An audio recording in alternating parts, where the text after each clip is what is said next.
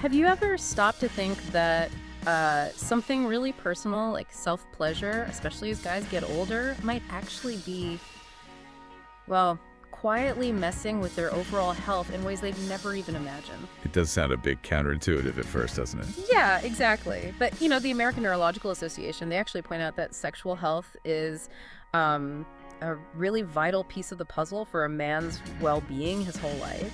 And it often gets sort of overlooked in senior healthcare talks. Completely overlooked, often. So today on the Deep Dive, our mission is really to dig into the source material. It's this transcript from the Healthy Senior Advice YouTube channel, which is pretty fascinating stuff. We're going to focus just on the medical side, the psychological stuff, the body's mechanics, mental well-being. This isn't about pornography itself, just the health aspects. Right, the physiological and psychological effects. Exactly. And we're aiming to pull out some really eye-opening truths about men's sexual health as they age. Okay. Let's get into it. And just quickly before we dive into source material, it actually lays out 6 key insights, not just 5, just so everyone listening knows. Oh, 6. Okay, even better. More to unpack. Yeah, and they kind of build on each other, giving a pretty full picture. Great. So let's jump into that first truth then. And it sounds pretty stark.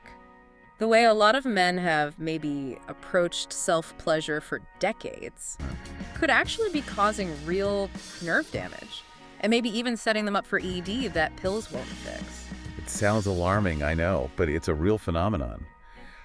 Think about it like this. If you use the exact same grip, the same pressure, the same rhythm, maybe even the same mental imagery for years and years, your nervous system is incredibly adaptive. It gets conditioned, almost like addicted to that specific pattern. The nerve endings start needing more and more intense stimulation just to, get the same response. So it's like building up a tolerance. Precisely. Like drug tolerance, exactly. It takes more to get the same effect. And studies back this up. There was one, I think, in the Journal of Sexual Medicine. Yeah, they looked at about 1,200 guys, aged 60 to 80. And the ones who consistently used, like excessive pressure or really rapid stimulation, they were 3 times more likely to develop delayed ejaculation. 3 times? Wow, and get this, 4 times more likely to experience complete erectile dysfunction within just 5 years. 4 times within 5 years. That's incredibly fast. It is. And the really tragic part, you see, is that so many men just chalk it up to getting older. Right. Well, I'm just aging. Yeah, when it might actually be this conditioning they've unknowingly done to themselves over decades. So it's not inevitable decline, it could be habit-induced? It could be, in many cases. Yeah. And what's really fascinating and kind of broadens the picture is that these nerve pathways, they don't just control sexual response. No. They're also involved in things like bladder function, bowel control, even lower back stability. There is. Yeah. So if these nerves get damaged or desensitized from those, let's say, overly aggressive or repetitive habits, you might start seeing other issues pop up. Things like urinary incontinence, maybe chronic pelvic pain, or even lower back problems that you can't quite explain.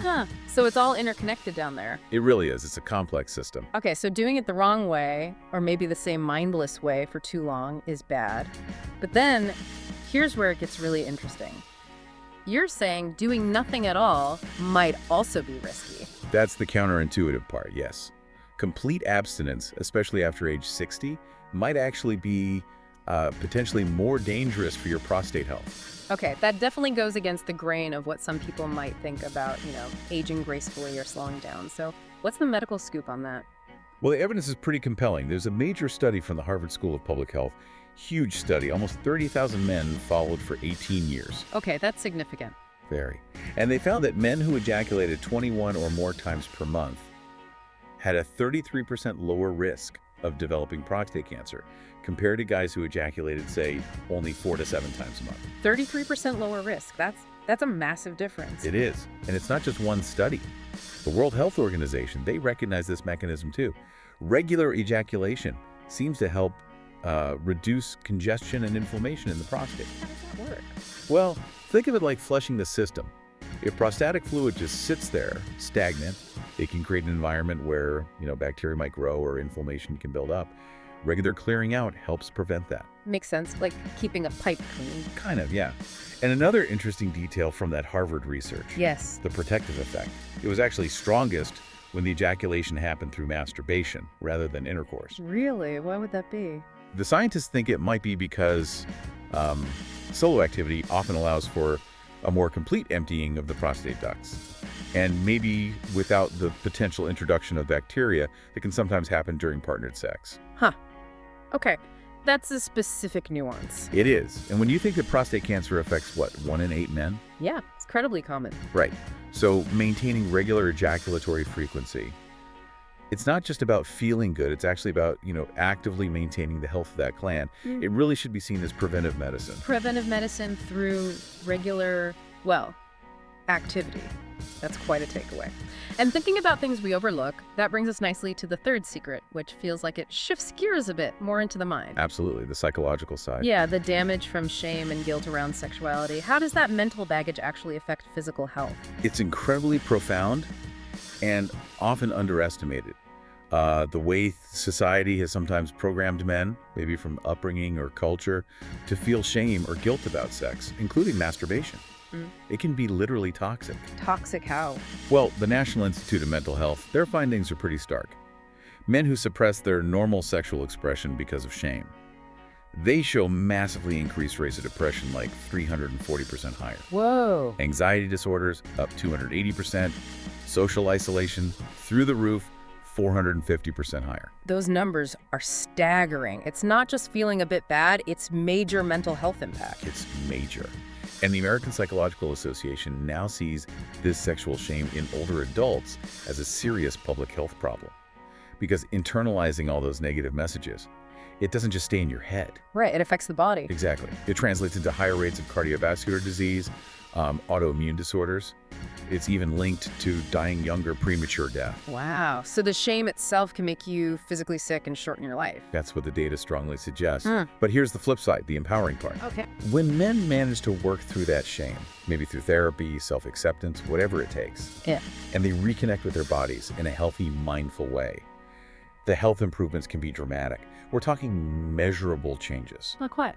Like blood pressure normalizing, sleep quality getting much better, depression lifting, even cognitive function seems to sharpen up. So your body literally starts healing. It's like you stop poisoning it with that chronic stress and shame. The body responds. It wants to be healthy. Incredible. The mind-body connection is just undeniable there. And that leads right into the fourth secret, doesn't it? Hormones, specifically testosterone. Yes, the big T. Right. And most guys just assume, well, I'm getting older, my T levels are going to drop, that's just how it is. Yeah, that's the common narrative. Yeah. But it's not entirely accurate, or at least it's not the full story. Okay. Research, like from the University of Pennsylvania Medical School, clearly shows that sexual activity itself, including masturbation, directly influences testosterone production, even in men over 60. How does that work biologically? It's a hormonal cascade. Sexual arousal and orgasm trigger the pituitary gland in your brain to release something called luteinizing hormone, or LH. Okay. That LH then travels down to the testicles and basically tells them, hey, make more testosterone. So if you completely stop all sexual activity, that signaling pathway kind of shuts down. It goes dormant. Use it or lose it, hormonally speaking. In a way, yes. It definitely contributes to accelerating the natural age-related decline if that pathway isn't being stimulated. Is there data on how much difference it makes? Oh, yeah. There was a big study, the Journal of Clinical Endocrinology, I believe. They followed over 2,000 men, 65 to 85, for 7 years. Right. And the men who kept up sexual activity at least twice a week, their testosterone levels were comparable to men who were 10, even 15 years younger. 10 to 15 years younger hormonally, that's significant. It's huge. And it wasn't just the T levels. They also had significantly lower rates of osteoporosis, muscle loss, cognitive decline, cardiovascular disease, all the things we associate with aging. So it's a positive feedback loop.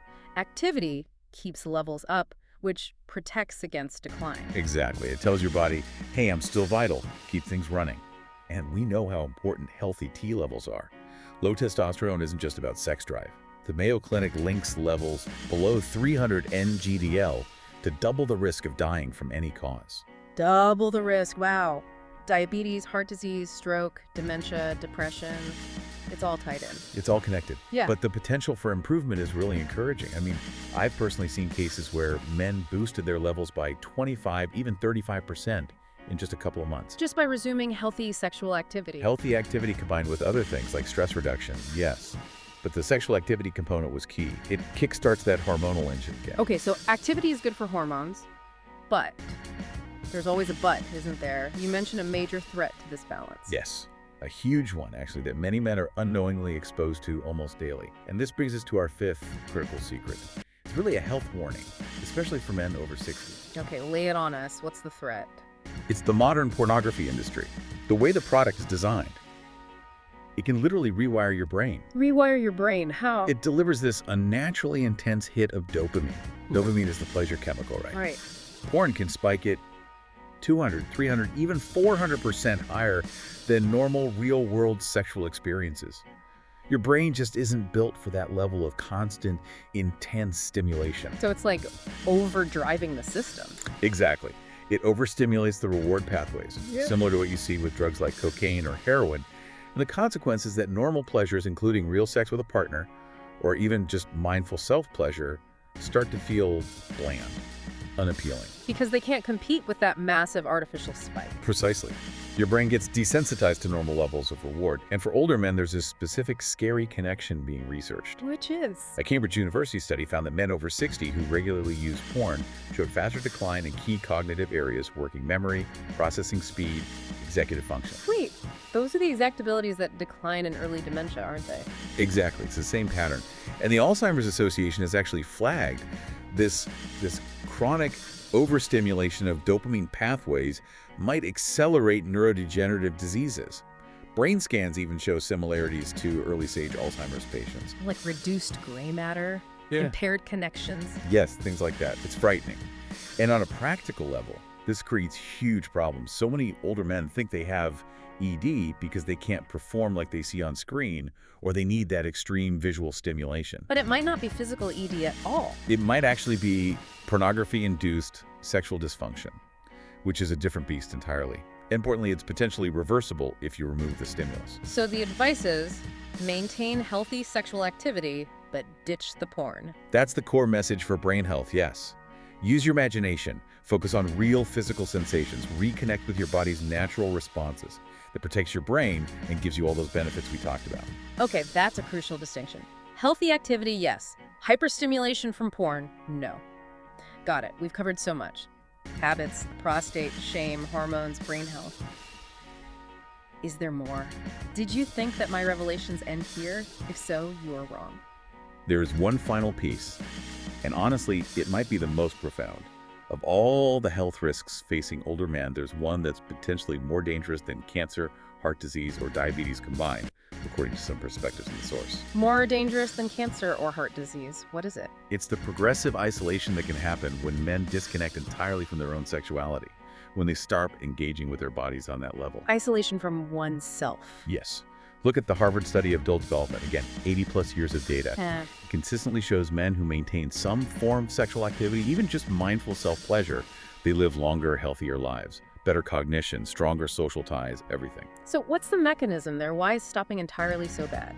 It seems the body interprets complete withdrawal from sexual activity, from that vital connection, almost as a signal, like preparation for the end. Preparation for death. That sounds dramatic. It does, but physiologically, you see things start to shut down.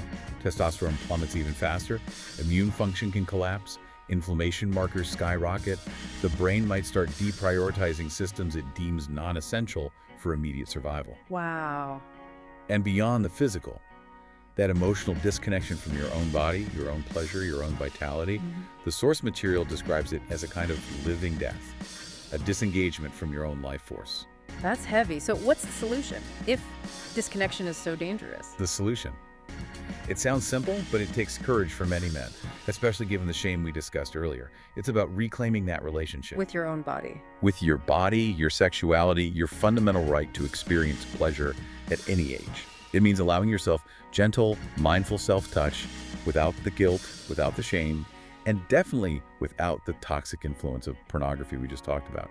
It's about staying connected to yourself. Wow. Okay, that really ties everything together in a powerful way. Let's just quickly run through those 6 points again, because that was a lot to take in. Good idea. It's dense material. Right. So first, Mindless, repetitive, maybe overly aggressive masturbation, that can actually cause nerve damage and lead to ED or pelvic issues. The fix is about being slow, mindful, varying techniques. Retraining the nervous system gently. Second, complete abstinence isn't the answer either. It can actually speed up prostate problems, increase cancer risk. Ejaculating 21 plus times a month seems optimal for prostate protection based on that Harvard data. A form of prevented health, really. Third, that heavy weight of shame and guilt about sexuality. It's physically damaging, hurts the brain, accelerates aging. But overcoming it brings huge health benefits: better blood pressure, sleep, mood, thinking. The body heals when the shame lifts. Fourth, sexual activity, including solo, directly boosts testosterone. This helps protect against muscle loss, bone loss, cognitive decline, heart issues. It keeps the hormonal system active. Potentially adding 10-15 hormonal years back, according to that study. Fifth, the big warning about pornography. It can rewire the brain, accelerate cognitive decline, even mimic early dementia patterns because of that dopamine overload.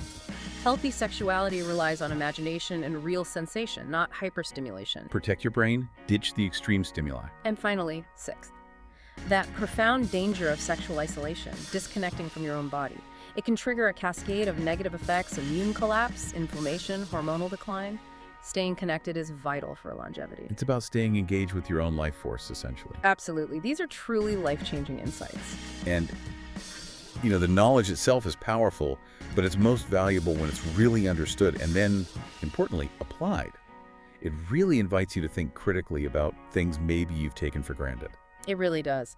So, for everyone listening, you've heard how connecting with your body, with your sexuality in a mindful way could potentially extend your life, improve your health so dramatically.